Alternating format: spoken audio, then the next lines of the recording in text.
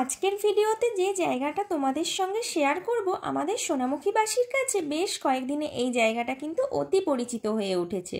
বর্গা জঙ্গলের মধ্য দিয়ে ৪৫ মিনিট দূরে মন চাইলেই একটু বাইক নিয়ে ঘুরে আসা যাবে এই রিসর্ট থেকে। এই রিসর্টের মধ্যে লাক্সারি রুমের পাশাপাশি রয়েছে মন্দির, গোশালা, পার্ক, নিজস্ব পাখিরালয় আর সুইমিং পুল। এই জায়গাটা কিন্তু এতদিনে অনেকেই চিনে ফেলেছে, কিন্তু যারা জানে না তাদের জন্য আজকের ভিডিওটা। এই রিসর্টটি দুপুর ১২টার সময় ওপেন হয় আর ক্লোজ টাইম রাত ৯টা।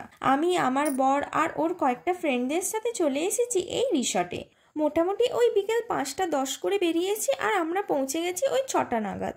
এখানে দুপুরের লাঞ্চের থালি থেকে শুরু করে চাইনিজ, কন্টিনেন্টাল সমস্ত রকমেরই খাবার কিন্তু তোমরা পেয়ে যাবে।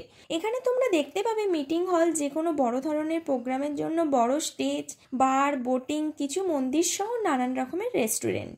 এক কথায় বলতে গেলে রিসর্টটার অ্যাম্বিয়েন্স জাস্ট অসাধারণ।